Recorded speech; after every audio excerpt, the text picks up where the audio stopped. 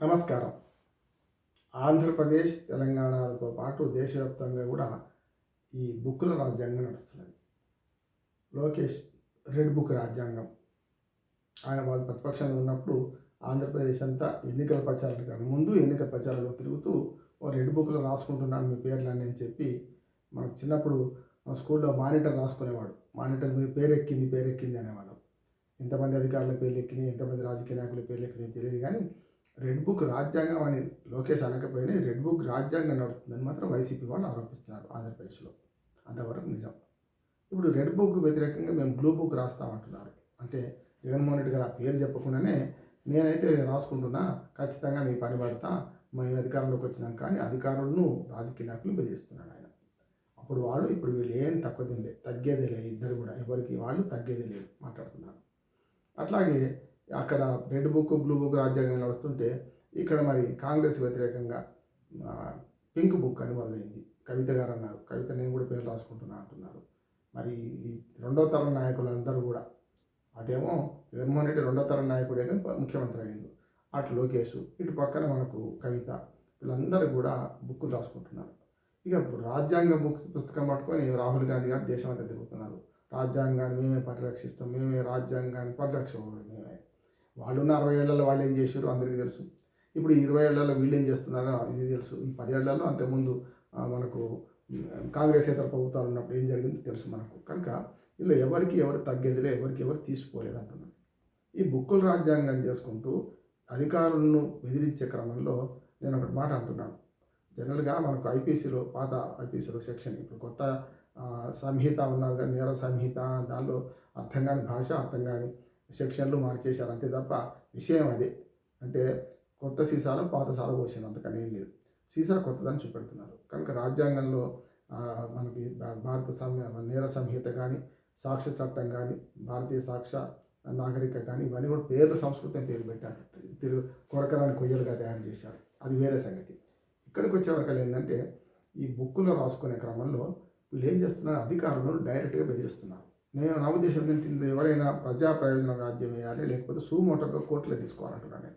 ఎందుకంటే అధికారులను తమ విధులకు ఆటంకపరుస్తూ వాళ్ళని బెదిరిస్తున్నారు చూసారా, అది ఐపీసీ 353 సెక్షన్ ప్రకారం నేరము. చిన్నదే కావచ్చు, బేలేబులే కావచ్చు, కానీ నేరము. కనుక ఈ నేరం మీద అందరి మీద కేసులు పెట్టాలంటున్నాం. చూడండి బిడ్డలారా, మేము అధికారంలోకి వచ్చిన మీ పని పడతాం, మిమ్మల్ని బహిరంగంగా నగ్నంగా నిలబెడతాము, బజార్లో నిలబెడతాం నగ్నంగా అని మాట్లాడుతుంటే అధికారులకు చీమునెత్తులు ఉండాలి కదా. ఏమంటున్నాను, ఎవరైనా సరే అధికారం అనేది శాశ్వతం కాదు. అది ఆ మాట కూడా జగన్మోహన్ రెడ్డి గారు వాళ్ళు చెప్పారు, అధికారం ఎవరికి శాశ్వతం కాదు. మరి అంతకుముందు ఏమనుకున్నాం, 5 ఏళ్ళు కాదు 30 ఏళ్ళు, వచ్చే 30 ఏళ్ళు మాదే అన్నాడు ఆయన. అంతకుముందు చంద్రబాబు నాయుడు గారు ఏమన్నారు, పోలవరం కానీ అమరావతి కానీ ఆవిడ సగంలో మడబెట్టి వచ్చే 20 ఏళ్ళు నేనే ముఖ్యమంత్రి 2047 విజన్ పెట్టుకున్నారు ఆయన. ఎవరైనా సరే పార్టీలు శాశ్వతం కాదు, ప్రభుత్వాలు శాశ్వతం అని గ్రహించకపోవడం వల్ల వచ్చిన సమస్య ఇది. వచ్చే అధికారం అంతా మాదే అన్నట్టు. జనరల్గా యక్ష ప్రశ్నలలో ధర్మరాజును యక్షుడు అడుగుతాడు ఏమనంటే, మనం అనుకోకుండానే మనము అమాయకత్వంగా మనం నమ్మే విషయం ఏంటంటే అంటాడు, అందరూ చనిపోయే వారము అని నమ్మి జీవరాశులన్నీ చచ్చిపోతున్నవి చూసి కూడా మనం మాత్రం శాశ్వతం అనుకుంటామట. అది పెద్ద లోపం అంటాడు, అది తెలివితక్కుతనం అంటాడు. అందుకనే జాతస్య మరణం ధ్రువం అని అందరికీ తెలిసే నేను జీవితాంతం బతుకుతా అంటే ఇప్పుడు రేపు చచ్చిపోతే ఎల్లుండి చచ్చిపోతానే కాదు, ఎప్పుడైనా బతుకుతా అనే ఒక అహంట చూసినా చావు తెలివి. అంటే వాళ్ళు చచ్చే చూస్తుంటారు కానీ మాత్రం తాము ఎల్లకాలం ఉంటామనుకుంటారు. అట్లాగే శ్మశాన వైరాగ్యం, ప్రసూతి వైరాగ్యం అంటాం కదా. అట్లానే ఇప్పుడు వీళ్ళందరికీ అధికారంలో ఉన్నప్పుడేమో ఏమీ కన్ను మీద కానదు, అధికారం పోగానే పేదవాళ్ళు అయిపోతున్నారు, బేలగా అరుస్తున్నారు, మీరు అట్లా చేశారని మీరు ఇట్లా చేశారు. ఫిరాయింపుల మీద అదే గొడవ. ఎక్కడైనా దేశవ్యాప్తంగా ఫిరాయింపుల మీద ఏదైతే పార్టీ అధికారంలో ఉంటుందో వాళ్ళు ఫిరాయింపు చేస్తారు. వాళ్ళు జీతా ఓ సికందర్ నేను చేసిన పని గొప్పది అనుకుంటారు. వాళ్ళ అధికారం పోగానే వాళ్ళ పార్టీ వాళ్ళని ఎవరైనా తీసుకుంటే గగ్గులు పెట్టి అరుస్తారు. అంటే వాళ్ళ ఒకటి న్యాయం, ఇంకోటి న్యాయం కాదు కదా. అందుకని అదే యక్ష ప్రశ్నలో ధర్మరాజును ఇంకో ప్రశ్నకు సమాధానం ధర్మరాజు చెప్తాడు. యక్షుని అడిగిన ప్రశ్నలో ఏమంటారంటే, మనం ఎదుటి వారిని ఏ మాటతోనే మనం మాట్లాడితే ఎదుటివాడు బాధపడుతుండొచ్చు, అదే మాట మనకు ఎదుటివాడు సమాధానం ఇస్తే మనం కూడా బాధపడతాం కదా.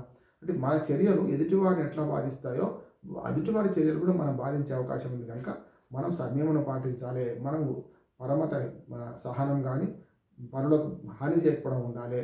Vice versa. మనం ఎవరినైతే ఏమంటున్నామో అది మనకే చెందుతుంది. మనకు వచ్చినప్పుడు మనం బాధపడతామనే విషయాన్ని జ్ఞప్తి చేసుకుంటే చాలు అని ఒక మాట అంటారు. ఇవన్నీ కూడా హితవాక్యాలు, విదురనీతులు ఇప్పుడు ఎక్కే కాలం కాదు అని చెప్పాలంటున్నాను. తేలు గుణం కరిచే గుణం, మనిషి గుణం రక్షించే గుణం. ఓ తేలట ఓ నీళ్ళలో పడిపోయిందట, ఓ గోళంలో పడిపోయినది.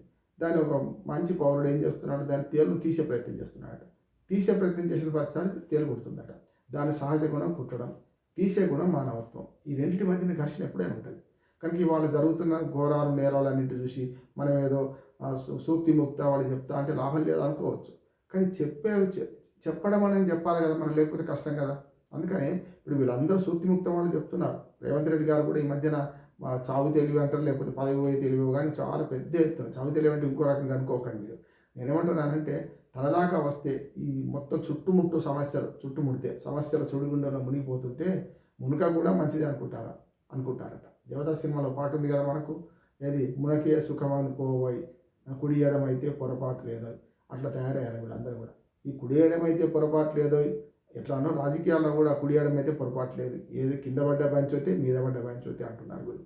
కనుక అధికారంలో ఉన్నప్పుడు ఉన్న ధీమా అధికారం పోగానే చాలా బేరగా మాకంతా పోయింది, మేము బీదవాడపోయినట్టు మాట్లాడుతున్నారు. ఇది కరెక్ట్ కాదు. అధికారంలో ఉన్నా లేకున్నా నైతికంగా ఉన్నవాడికి అంతకంటే అధికారం ఇంకోటి ఏం లేదు. అందుకని రాజు కంటే మొండివాడు బలవంతుడు అంటాడు. మొండివాడు కావాల్సిన అవసరం లేదు. వీళ్ళు మాట్లాడేటప్పుడు గతంలో నేనేం మాట్లాడాను, ఇప్పుడు ఏం మాట్లాడుతున్నాను, గతంలో నేనేం చేశాను, ఆ చర్య ఇప్పుడు ఏం చేస్తున్నారు, ఇప్పుడు ఏమవుతున్నది అని మాట్లాడుకుంటే సరిపోయేది. అది ఎక్కడైనా సరే. అసహనం పెరిగిపోయిన తర్వాత పన్నుకు పన్ను, కన్నుకు కన్ను, ఈట్కా జవాబు ఖత్తర్ సేద్యత అంటే లాభం లేదు. ఇప్పుడు జరుగుతున్నది అదే. అందుకని నేను ఏమంటున్నాను అంటే ఈ బుక్కులు రాజ్యాంగం, red book, blue book, pink book, రాజ్యాంగం బుక్కు, ఇంకోటి వాళ్ళు ఏది సనాతన ధర్మం బుక్ ఒకటి పట్టుకున్నారు కొందరు. నేను ఏమంటున్నాను ఎవరిని వేరు చేయాల్సిన అవసరం లేదు. సనాతన ధర్మం బుక్ ఒకరిది, లౌకికత్వం బుక్ ఒకరిది, అట్లాగే మతవాదం బుక్ ఒకరిది, మత తీవ్రవాదం బుక్ ఒకరిది, అట్లా వామపక్ష తీవ్రవాదం బుక్ ఒకరిది. ఎవరికి వాళ్ళు ఏమన్నా తీరే, ఎవరు ఇంకోదాన్ని క్షమించరు, ఇంకోదాన్ని సహించరు కూడా. అంటే ఏమవుతుందంటే మన వాదనే కరెక్టు అనుకునే క్రమంలో ఎదుటి వారిని వ్యక్తిత్వాన్ని హననం చేస్తున్నారు, ఎదుటి వారిని సిద్ధాంతాలను హననం చేస్తున్నారు, ఎదుటి వారిని భౌతికంగా దాడులు చేస్తున్నారు. అందుకని ఇవాళ రెడ్ బుక్ రాజ్యాంగం అమలు జరుగుతుందన్న జగన్మోహన్ రెడ్డి తను బ్లూ బుక్ రాస్తా అంటున్నారు. అంటే తన ఒక రకంగా, ఎదుటి వాళ్ళు ఒక రకంగా. ఇవన్నీ సరైనది కాదు. ఈ బుక్కుల రాజ్యాంగాన్ని పక్కన పెట్టండి, భారత రాజ్యాంగాన్ని చేతులు పట్టుకోండి. చట్టం ముందు అందరు సమానులే, చట్టం అందరికీ చుట్టం కాదు, ఎవరికి చుట్టం కాదు, చట్టం అందరికీ సమానంగా వర్తిస్తుంది అనే దాన్ని గ్రహించి భారత రాజ్యాంగాన్ని గౌరవించి మళ్ళీ రాహుల్ గాంధీ దగ్గర పోవద్దు. భారత రాజ్యాంగాన్ని అందరూ గౌరవించాలి. రాజ్యాంగము, చట్టము, ధర్మము, న్యాయం దీని ప్రకారం నడిస్తే సర్వేజన సుఖినో భవంతు, అందరూ బాగుంటారు. అందులో మనం ఉండాలని మనం కోరుకుందాం.